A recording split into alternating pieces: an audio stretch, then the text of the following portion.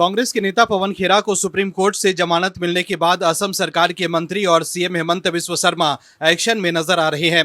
CM Sharma और उनकी पत्नी पर फर्जी आरोप लगाकर पवन खेरा ये दावा कर रहे थे कि चुनाव के बाद बंटी और बबली देश छोड़कर भाग जाएंगे, लेकिन पवन खेरा को खुद दिल्ली वाले अपने घर को छोड़कर भागना पड़ा।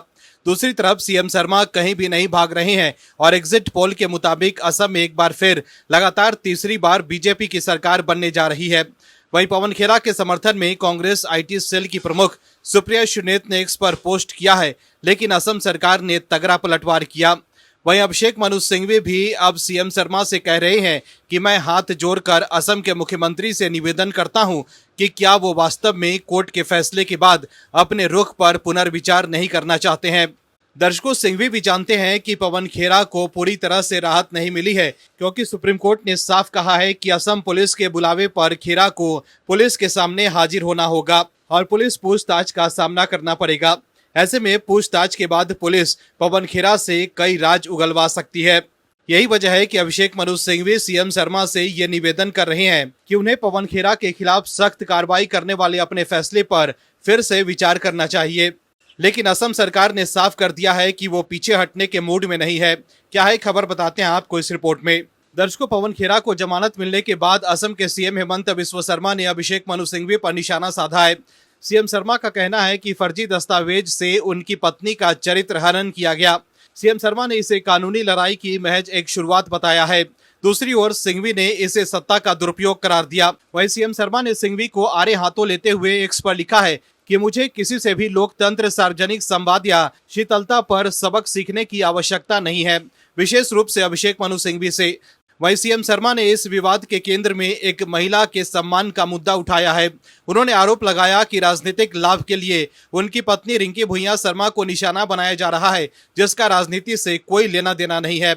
वहीं सीएम हेमंत बिस्वा शर्मा के पोस्ट को एक्स पर रिप्लाई कर सुप्रिया सुनेत ने लिखा है कि हेमंता, आप कितने परेशान हैं। आपके परिवार पर भ्रष्टाचार के आरोप है और उन्हें बहुत कुछ जवाब देना है, लेकिन आपने गौरव गोगोई की पत्नी के खिलाफ पूरी तरह से झूठा और घटिया कैंपेन चलाने का फैसला किया, जिसका राजनीति से कोई लेना देना नहीं है।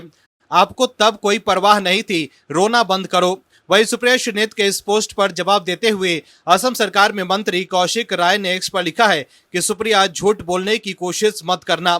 एलिजाबेथ कोलबर्न ने पाकिस्तान में एक आईएसआई समर्थक के अधीन काम किया और ये सुनिश्चित किया कि उनके बच्चे अपनी भारतीय नागरिकता छोड़ दें। मैं आपको चुनौती देता हूं कि आप ये साबित करके दिखाओ कि इनमें से कौन सी बात सच नहीं है। वहीं धोखेबाज पवन खेरा ने एक भारतीय नागरिक के पासपोर्ट में हेराफेरी की। तो देखा आपने कैसे सुप्रिया सुनेत के पोस्ट के बाद असम सरकार के मंत्री ने पाकिस्तान लिंक बताकर कांग्रेस को घेर लिया है। वहीं सुप्रीम कोर्ट से जमानत मिलने के बाद पवन खेरा ने शनिवार को एक्स पर पोस्ट कर लिखा है कि मैं माननीय सुप्रीम कोर्ट को धन्यवाद देना चाहता हूं कि उन्होंने कानून के राज को कायम रखा। इसके साथ ही वरिष्ठ अधिवक्ता अभिषेक मनु सिंघवी के साथ पवन खेरा ने कांग्रेस पार्टी के कानून विभाग का भी शुक्रिया अदा किया है। वहीं पवन खेरा ने पोस्ट में आगे लिखा कि मैं सोनिया गांधी, मल्लिकार्जुन खड़गे, राहुल गांधी समेत पार्टी के नेताओं का उनके लिए अटूट समर्थन और हौसला अफजाई के लिए तहे दिल से आभारी हूं। अंत में कांग्रेस के उन लाखों समर्थकों का धन्यवाद करता हूं जो अपने आवाज और दुआओं के साथ मेरे साथ खड़े रहे। इसके अलावा पवन खेरा ने आगे ये भी कहा कि मेरी जमानत न केवल मेरी निजी जीत और राहत का जरिया है, बल्कि उन लोगों के लिए भी एक सबक है जो सरकारी सत्ता का गलत इस्तेमाल करते हैं। ये फैसला याद दिलाता है कि जब तक हम एक संवैधानिक लोकतंत्र बने रहेंगे, तब तक राजनीतिक बदले की भावना के लिए किसी की निजी आजादी की बलि नहीं चढ़ाई जा सकती।